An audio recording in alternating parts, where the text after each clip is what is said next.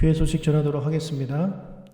부천 지역의 코로나19 확진자 급증으로 인해서 당분간 모든 예배를 온라인으로 드리도록 하겠습니다. 하루속히 현장 예배를 드릴 수 있도록 기도 많이 해주시기 바라고, 모든 성도님들은 개인 위생에 철저히 신경 써주시기를 바랍니다. 그리고 조금 전에 보신 것처럼 온라인 간증과 온라인 특송을 신청받고 있습니다. 간증과 특송을 하실 분들은 핸드폰으로 촬영한 후에 저에게 보내주시면 되겠습니다. 많은 참여 부탁드립니다. 그리고 뉴송센터 공사가 거의 막바지에 이르렀습니다. 이번 주에 방수 공사와 간판 공사를 마치게 되면 공사가 다 끝나게 됩니다. 마지막까지 은혜롭고 평화롭고 안전한 공사가 될 수 있도록 여러분 많이 기도해 주시기를 바랍니다. 그리고 교회 명칭 변경 응모에 대해서 말씀드리도록 하겠습니다. 많은 분들이 관심을 가져주셔서 감사하고요. 아직도 기도하면서 많이 고민하고 계신 줄로 알고 있습니다. 두 교회의 정체성을 잘 드러내야 한다라는 이 조건 때문에 많은 분들이 고민을 많이 하시는 것 같아요. 그러다 보니까 교회 이름을 생각하는데 좀 제한이 있는 것 같습니다. 그래서 꼭 두 교회의 이 정체성, 이름을 가지고 한다든지 그런 거가 잘 드러나지 않아도 괜찮으니까 여러분 기도하시는 가운데 교회 이름, 성경적인 교회 이름을 하나님이 주시면 어떤 이름도 괜찮습니다. 우리가 서로 브레인스토밍 하다 보면 좋은 이름이 나올 줄로 믿습니다. 6월 28일까지 신청해 주시기를 바랍니다. 위임 목사 취임, 원로 목사 은퇴, 장로 은퇴 및 합병 감사 예배는 코로나19로 인해서 연기하게 되었습니다. 날짜를 정하면 다시 알려드리도록 하겠습니다. 그리고 충인관 2층에 락커 48개를 설치했습니다. 사용하실 분들은 개인 자물쇠를 가지고 오셔서 사용하시면 되겠습니다. 오늘 하나님께서 우리에게 주신 말씀은 빌립보서 3장 4절에서 9절까지 말씀입니다. 제목은 그리스도를 믿음으로 하나님께로부터 난 의라는 제목으로 하나님 말씀 전하도록 하겠습니다. 지난 주일에는 성령으로 예배하고 예수로 전도하라는 제목으로 말씀을 전했습니다. 아까 김진순 집사님께서 하신 간증을 잘 들으셨을 거라고 믿습니다. 우리 김진순 집사님은 상동에서 미용실을 하시는데 코로나로 인해서 손님이 줄어 많이 어려운 가운데 있었는데 새벽 일을 마치고 돌아가는 중에 하나님께 눈물로 기도했고, 그랬더니 놀랍게도 그날 오후에 10년이 넘도록 돈을 갚지 않던 사람이 먼저 전화를 걸어서 돈을 갚겠다고 했고 또 실제로 갚았다고 합니다. 자, 우연의 일치라고 생각하십니까? 우연의 일치로 10년 동안 돈을 안 갚으려고 도망다니던 사람이 갑자기 전화해서 갚았다. 이게 우연의 일치라고 생각하시나요? 네, 기도하지 않는 사람한테는 우연의 일치라고 볼 수 있겠죠. 그렇게 생각하실 수 있습니다. 하지만 기도한 사람은 압니다. 이것이 우연의 일치가 아니라 기도의 응답임을 말입니다. 우리도 이처럼 예수로 자랑하는 우리가 되었으면 좋겠어요. 그래서 믿는 자에게 예수로 자랑하는 것은 간증이고, 믿지 않는 자에게 예수로 자랑하는 것은 바로 선교고 전도임을 잊지 않고 우리 예수로 자랑하는 우리 성도님들이 되시길 주님의 이름으로 축복합니다. 지난주 본문 3장 3절이죠. 성경책을 꼭 펴주시기를 바라요. 제가 혼자 찍고 바로 방송을 하다 보니까 자막을 만들 수가 없습니다. 꼭 성경책을 가지고 예배에 참석해 주시면 감사하겠습니다. 빌립보서 3장 3절을 읽겠습니다. 하나님의 성령으로 봉사하며 그리스도 예수로 자랑하고 육체를 신뢰하지 아니하는 우리가 곧 할례파라. 지난주에는 하나님의 성령으로 봉사하고 그리스도 예수로 자랑하는, 여기까지 말씀드렸죠. 세 번째로 할례파는 어떤 사람이냐면 육체를 신뢰하지 않는 사람입니다. 육체를 신뢰한다라는 말은 무슨 말이냐? 자신이 가진 배경, 힘, 율법을 지키는 행동 등이 자기가 구원받고 의롭게 되는 조건이 된다고 믿는 것을 말합니다. 율법주의자들은요, 이런 육체적인 것들을 신뢰했습니다. 특히 자신들이 얼마나 율법을 지키는가를 신뢰했습니다. 그런 그들에게 사도 바울이 자신에 대해서 이제 말을 하기 시작합니다. 4절입니다. 그러나 나도 육체를 신뢰할 만하며 만일 누구든지 다른 이가 육체를 신뢰할 것이 있는 줄로 생각하면 나는 더욱 그러하리니. 너희들이 자꾸 육체를 신뢰하는데 나야말로 자랑할 만한 육체를 가진 사람이야. 한번 들어볼래? 내가 얼마나 대단한 사람인지? 이런 말을 하고 있는 겁니다. 그래서 사도 바울이 자기를 소개하고 있습니다. 5절과 6절을 읽겠습니다. 나는 8일 만에 할례를 받고 이스라엘 족속이요 베냐민 지파요 히브리인 중에 히브리인이요 율법으로는 바리새인이요 열심으로는 교회를 박해하고 율법의 의로는 흠이 없는 자라. 자, 이렇게 자기소개를 하고 있습니다. 이 자기소개는 크게 두 가지로 나눌 수가 있어요. 뭐냐면 첫 번째는 태생적인 자기소개고, 그리고 또 하나는 그 이후에 자기가 얼마나 노력했는지에 대해서 말을 하고 있습니다. 먼저 태생적인 그의 배경을 설명하고 있는데, 자, 우리가 유대인이 아니기 때문에 사도 바울의 이런 자기소개를 보면서 별 감동이 없을 겁니다. 하지만 이 당시 이 편지를 받은 유대인들은 바울의 이런 자기소개를 듣고 심히 충격을 받았을 것입니다. 입이 딱 벌어지는 엄친아? 예, 그런 스펙이죠. 엄친아도 아닙니다. 대단한 그런 스펙을 가진 사람이 사도 바울이었어요. 8일 만에 할례를 받았다는 것은 자신이 정통 유대인이며 또 율법대로 할례를 받았다는 것을 말을 하고 있습니다. 모든 유대 율법주의자들이 8일 만에 할례를 받은 것은 아닙니다. 어떤 사람들은 성인이 된 후에 할례를 받은 자도 있었습니다. 그렇기 때문에 그들에 비해 바울은 8살 때 율법대로 할례를 받았기 때문에 나중에 받은 사람들보다 훨씬 우월한 사람인 것이죠. 예, 태어나면서부터 그랬습니다. 그리고 자신이 이스라엘 족속이라고 말을 하고 있어요. 이 사람은 사도 바울은 소아시아에 있는 길리기아 지방의 다소 출신입니다. 외국 출신이야. 그래서 헬라인 그리스도인이라고 오해를 받을 수 있지만 그것이 아니라 나는 혈통상으로 이방의 피가 조금 더 섞이지 않은 순수한 이스라엘 사람임을 내세우고 있는 것입니다. 그리고 베냐민 지파임을 밝혔는데 이 베냐민 지파는 아주 작은 지파예요.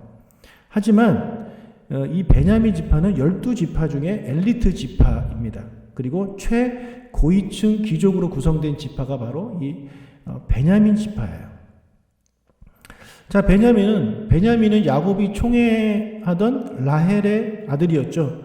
그리고 이 12명의 아들 중에 유일하게 베냐민만 가나안 땅, 약속의 땅에서 태어났습니다. 나머지 11명은 다 저 북쪽에서 다른 나라에서 태어난 사람들이에요. 그리고 이스라엘의 초대왕 사울이 바로 베냐민 지파 사람입니다. 그리고 본래 예루살렘 성전도 베냐민 지파 영토 안에 있었습니다. 그리고 이스라엘이 남과 북으로 나누어지게 되는데 이 남쪽 유다를 구성하는 지파가 바로 유다 지파와 베냐민 지파였고, 포로 귀환 이후에 유다 지파와 더불어 성전 재건의 주축으로 활약했던 지파가 바로 베냐민 지파입니다. 자, 그래서 이 베냐민 지파 출신이라고 하면 정말 대단한 지파, 대단한 가문이라고 보시면 됩니다.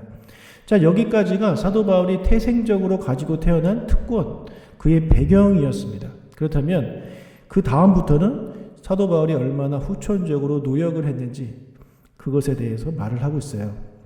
자, 사도 바울은요, 바리새인이었어요. 자, 우리가 바리새인을 우습게 여깁니다. 예수님한테 하도 혼나서 우습게 여기는데 그렇지 않아요. 그 당시에 유대에서 이 바리새인들이 가장 유력한 사람들이었습니다. 정통파로 취급을 당했던 사람이에요. 바울은 다소에서 살았지만 예루살렘으로 유학을 갔습니다. 그리고 당대 최고의 유대 사상가였던 가말리엘이라는 사람 문화에서 이제 교육을 받고 바리새인이 되었습니다. 그리고 율법의 열성적인 추종자가 되었던 것입니다. 그가 교회를 박해했던 이유는 유대인의 입장, 유대교의 입장에서 볼 때 기독교회는 이단이었습니다. 그래서 이스라엘 공동체의 순수함을 유지하기 위해서 열심을 다한 것이고, 율법과 정통 신앙을 지키기 위해서 사도 바울은 그땐 사울이었죠. 교회를 박해했던 것입니다. 자, 이렇게 열심인 사람이 얼마나 될까요? 보통 열심이 아닌 것입니다. 마지막으로 그는 율법에 흠이 없었던 사람이에요. 그는 어려서부터 모든 율법을 열심히 준수했던 사람이었고 하나님이 주신 율법을 누구보다도 잘 지켰던 사람입니다. 자, 이처럼 사도 바울은요, 이 율법적인 표준으로 봤을 때 참으로 흠이 없는 그야말로 완벽한 사람입니다. 타고난 배경도 완벽한 사람이었고 그가 살았던 인생도 유대교 율법적인 표준으로 볼 때는 완벽한 그런 사람이었습니다. 바울의 이 배경, 자기소개를 들으면서 율법주의자들은 아마 할 말을 잃었을 것입니다. 사도 바울이 그렇게 대단한 사람이야? 와, 대단하네. 우리가 번데기 앞에서 주름 잡았네. 이런 생각이 들었을 것입니다. 유대주의자들의 주장이 맞다면 그들의 주장에 의하면 사도 바울은요, 천국에 1등으로 들어갈 수 있는 확실한 사람입니다. 그 누구보다도 좋은 육체적인 조건들을 가지고 있기 때문에 그렇죠. 이런 너무나도 완벽한 육체적인 조건들을 가지고 있던 사도 바울이 자기소개를 한 이후에 그러나 라고 하면서 놀라운 고백을 해요. 빌립보서 3장 7절과 9절을 읽겠습니다. 그러나 무엇이든지 내게 유익하던 것을 내가 그리스도를 위하여 다 해로 여길 뿐더러 또한 모든 것을 해로 여김은 내 주 그리스도 예수를 아는 지식이 가장 고상하기 때문이라. 내가 그를 위하여 모든 것을 잃어버리고 배설물로 여김은 그리스도를 얻고 그 안에서 발견되려 함이니 내가 가진 의는 율법에서 난 것이 아니요 오직 그리스도를 믿음으로 말미암은 것이니 곧 믿음으로 하나님께로부터 난 의라. 바울은 유대인이라면 누구나 다 부러워할 만한 그런 배경과 그런 업적을 가지고 있었지만 바울은 놀랍게도 그 모든 것을 다 해로 여겼습니다. 해로 여겼다는 말은 무슨 말이냐? 자신에게 오히려 손해가 된다라는 말이에요. 손해가 된다. 이런 놀라운 배경들, 업적들이 오히려 손해다라고 말을 하고 있습니다. 어째서 이런 것들이 손해일까요? 이런 거 있으면 좋지 않겠습니까? 자, 그렇게 손해라고 말할 이유는 바로 이거예요. 사람이 의롭게 되는 것은 사람이 가지고 있는 배경이라든지 행동, 의롭게 살려고 했던 그런 행동들, 율법을 지키는 행동들, 이런 것들을 통해서 의롭게 되는 것이 아니라 예수 그리스도를 믿음으로 가능하기 때문이에 그렇기 때문에 그가 가지고 있었던 그런 행동들이 오히려 손해라는 것입니다. 왜 그럴까요? 생각해 보세요. 그런 완벽한 외적인 조건들을 가지고 있는 사람은요, 그것을 의지하게 되어 있습니다. 그것을 가져야 구원받는다고 믿으면, 그것을 가진 사람이 얼마나 좋겠습니까? 얼마나 훨씬 이득이 되는 거 아니겠습니까? 유리한 거가 아니겠습니까? 자, 그러다 보니까 그런 것들을 포기하기가 어렵게 되는 거예요. 많이 가지면 가질수록. 그런 완벽한 조건을 갖추면 갖출수록 그것을 부인하기가 너무나도 어려운 거죠. 내가 지금까지 의로워지려고 노력한 것이 얼마고 그 세월이 얼마인데 그것이 아니라고? 오직 예수를 믿어야만 구원을 받고 의로워진다고?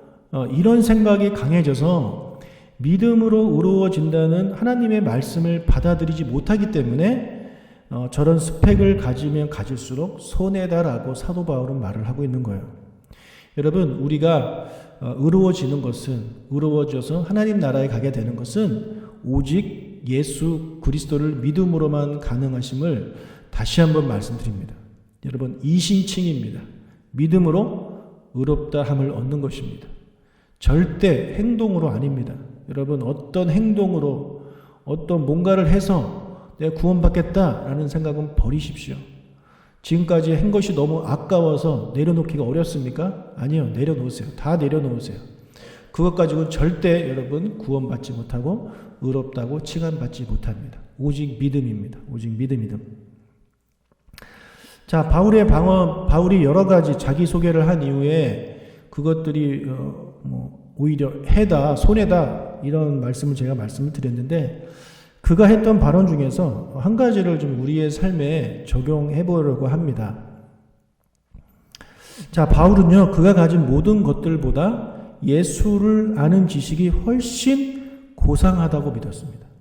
예, 훨씬 더 고상하다. 그리고 그리스도를 얻기 위해서 그가 가진 모든 좋은 것들을 다 배설물로 여겼다.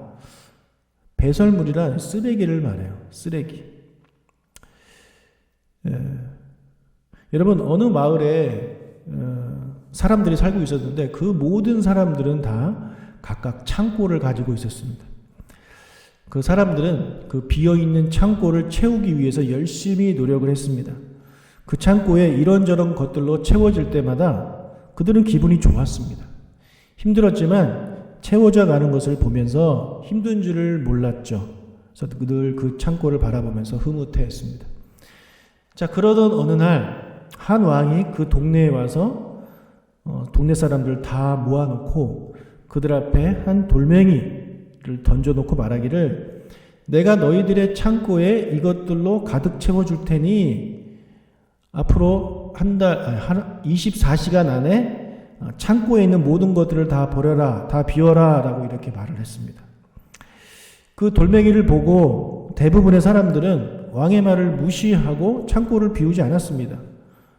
저까지 돌멩이가 뭔데? 내가 지금까지 모아놓은 창고에 가득한 그 좋은 것들을 버리란 말인가? 난 필요 없어. 이런 반응을 보인 거죠.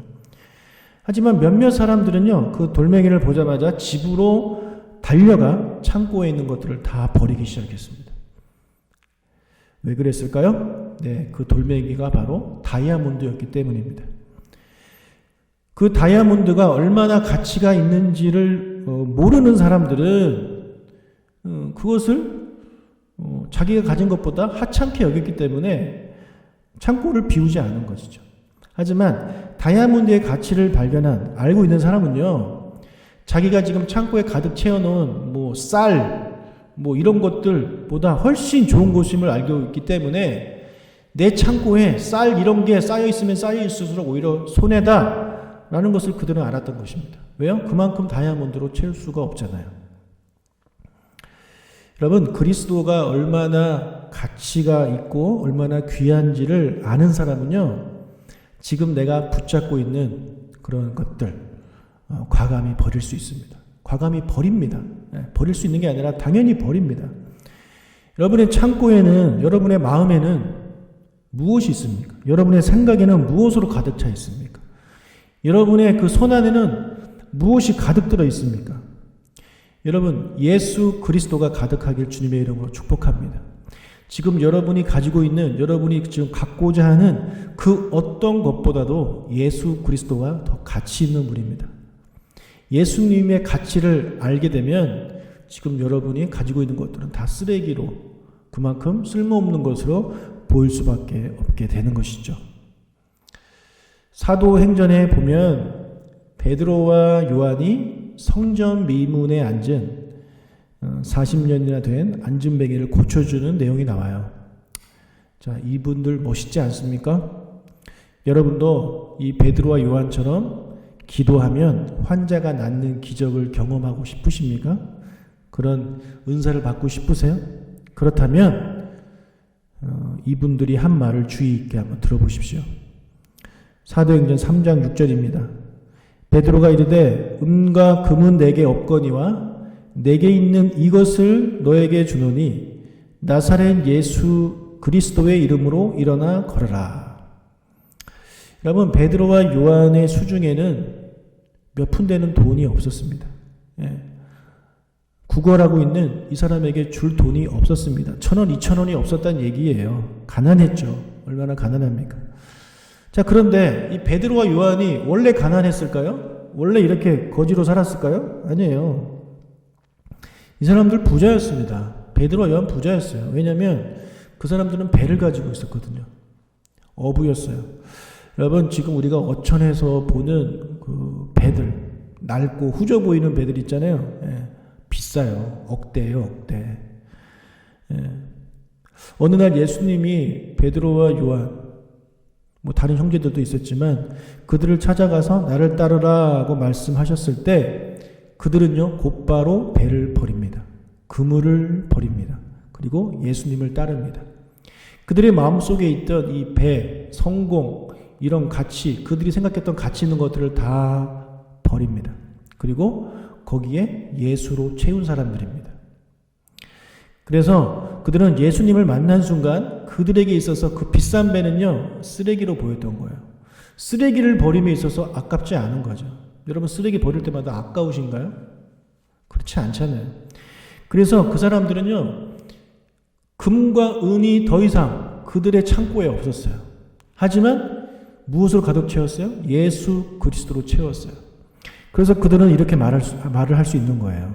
금과 은은 내게 없으나 내가 그리스도를 가졌다라고 말을 할 수 있는 겁니다.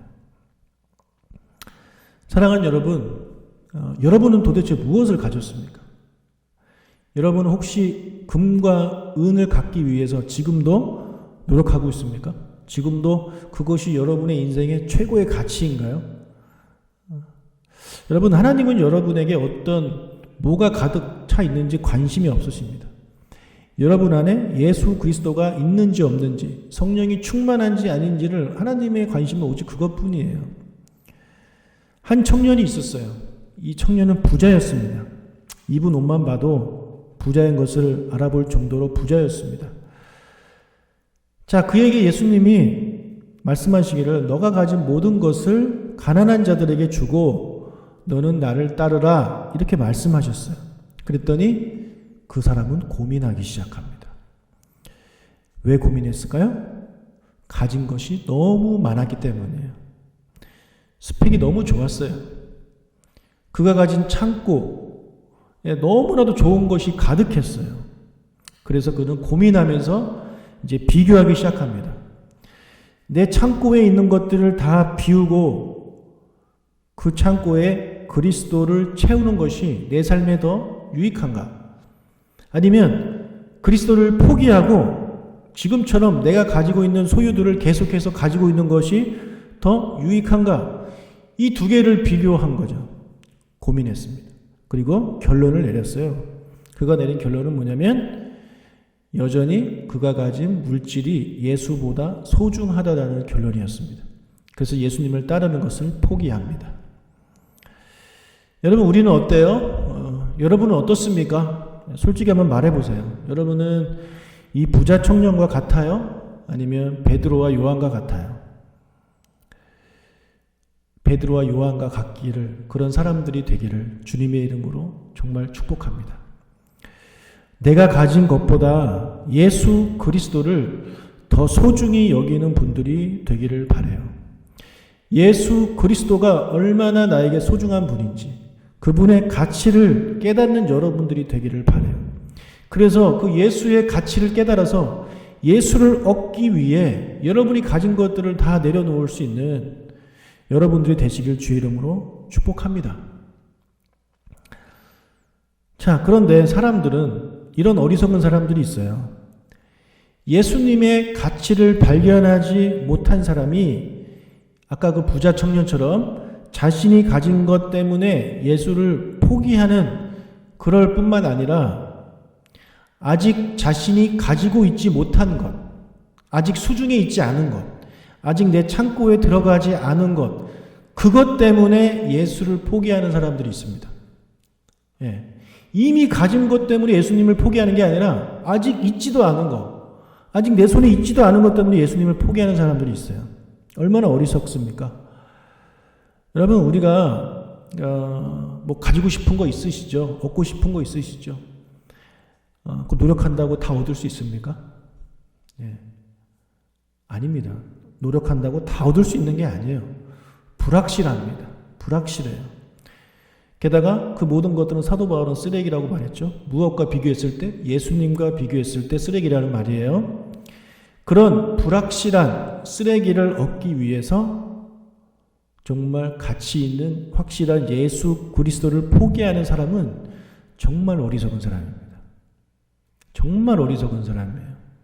이런 분들을 볼 때마다 너무나도 마음이 아파요. 제가 보기에 별거 아니에요. 제가 보기에 저도 뭐 사도 바울만큼은 아니지만 제가 보기에 그렇게 대단한 것도 아니에요.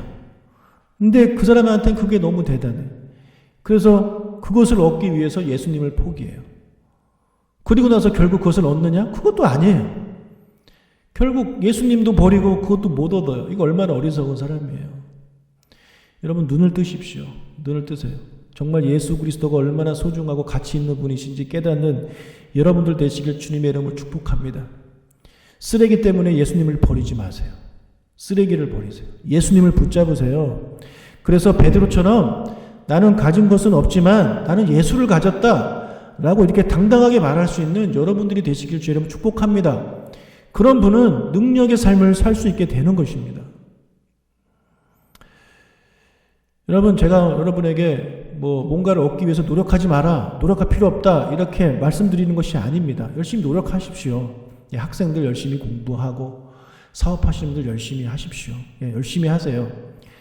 하지만 분명히 기억할 것은 뭐냐면 내가 지금 추구하고 얻고자 하는 것을 얻기 위해 예수를 포기해야 되는 상황이 오게 될 때 그때 예수를 포기하지 말라는 거예요.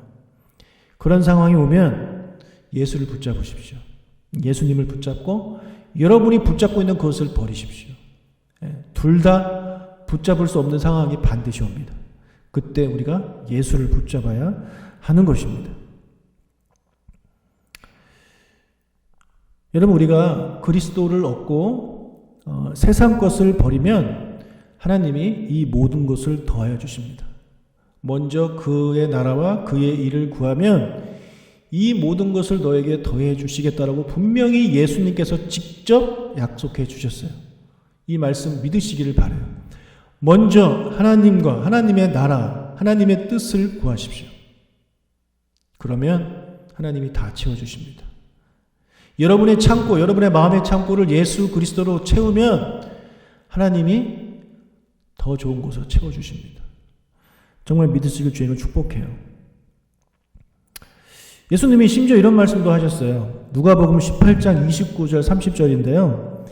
이르시되 내가 진실로 너에게 이르노니 하나님의 나라를 위하여 집이나 아내나 형제나 부모나 자녀를 버린 자는 현세에 여러 배를 받고 내세에 영생을 받지 못할 자가 없느니라 하시니라. 자, 이 말씀을 보면 그거예요. 하나님의 나라를 위해서 가족을 버리는 자는 현세와 내세에 하나님이 더 좋은 곳으로 주신다. 이런 말씀을 하고 있어요. 그렇다면 하나님의 나라를 위해서 가족을 버리라는 말입니까?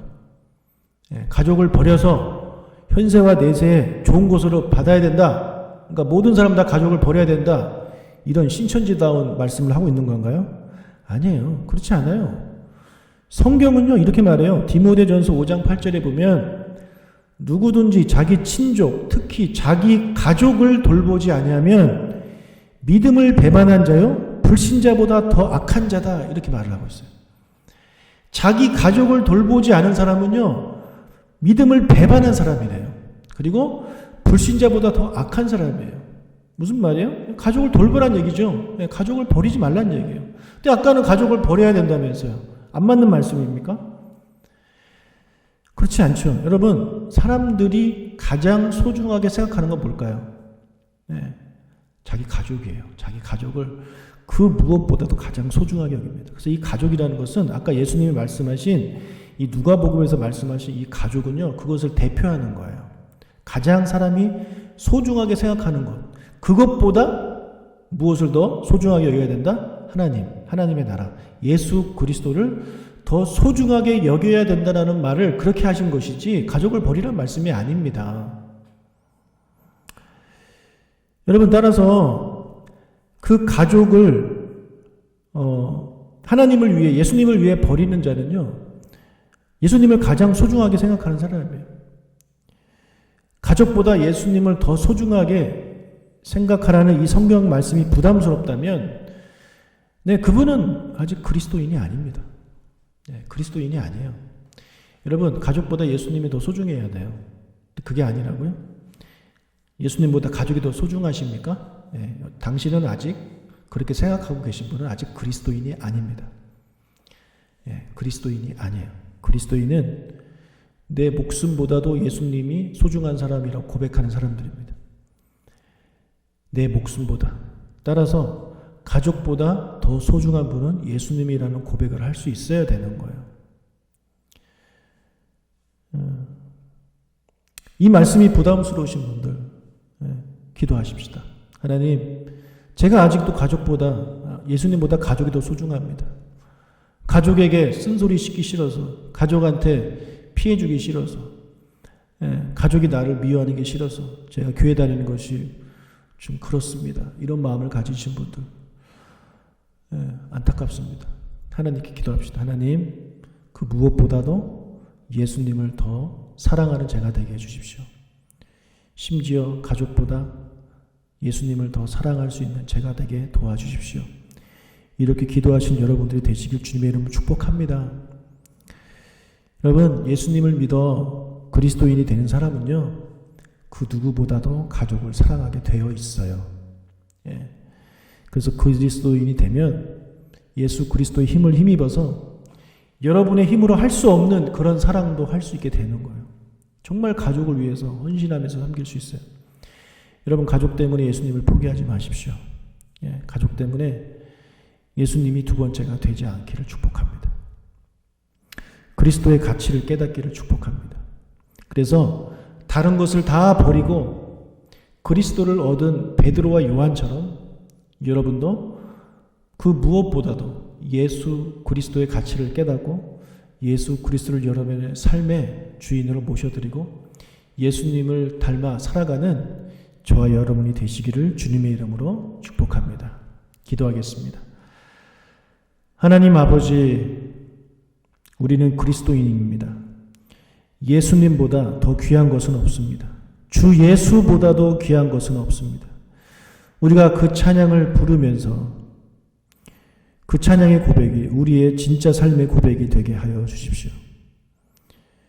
예수님보다 다른 가족이나 또 재물이나 건강이나 어떤 성공, 이런 것들이 예수님보다 더 귀하지 아니하도록, 더 귀하게 생각하지 아니하도록 주님 도와주십시오. 사도 바울처럼 우리도 예수님과 비교했을 때 그런 것이 정말 쓸데없는 쓰레기처럼 느껴질 수 있도록, 그만큼 예수님을 사랑하고 예수님의 가치를 발견할 수 있는 우리가 될 수 있도록 주님 은혜를 내려 주시옵소서. 그리고 다시 한번 우리의 행위로 구원받는 것이 아니라 예수 그리스도를 믿음으로 구원받는다는 사실을 다시 한번 깨닫게 하여 주시니 감사합니다. 지금보다 더욱더 주님을 신실하게 믿는 우리가 되게 도와주시고 믿지 않는 자들에게 주님을 전하는 우리가 되게 하여 주시옵소서. 지난 한 주간 동안 우리에게 주셨던 은혜에 감사해서 귀한 예물을 하나님께 드립니다. 하나님, 이 예물을 받아 주시옵소서. 우리가 온라인으로 예배를 드리지만 우리의 마음이 정말 주님께 집중되기를 원합니다. 주님, 우리가 살아가는 이 삶에서 예배보다 다른 것들이 더 우선시 되지 아니하도록 주님 도와주십시오. 주일 아침 이 예배 꼭 따로 떼어서 하나님께 드리고 정성된 마음으로 영과 진리로 성령으로 예배할 수 있는 우리의 삶이 되게 하여 주시옵소서. 다음 주에 다시 만날 때까지 하나님께서 지켜주시고 주의 말씀대로 살아갈 수 있도록 은혜를 허락하여 주시옵소서. 지금 질병으로 인해 고생하고 고통받고 있는 많은 분들이 있습니다. 주님, 그 형제 자매들 주님의 은혜로 깨끗하게 치유받게 하여 주시옵소서. 감사드리며 예수님의 이름으로 기도합니다. 아멘. 축도하겠습니다. 이제는 우리 주 예수 그리스도의 은혜와 하나님 아버지의 크신 사랑과 성령님의 교통하심이 오늘 주신 말씀대로 살아가기를 원하는 예수 그리스도의 가치를 깨닫기를 원하는 사랑하는 주님의 자녀들 머리 위에 있을지어다. 아멘. 예배 마쳤습니다. 우리의 예배를 받아주신 하나님께 감사의 박수 드리겠습니다. 그리고 옆 사람과 인사하십시다. 축복합니다. 축복합니다. 다음 주에 만나겠습니다.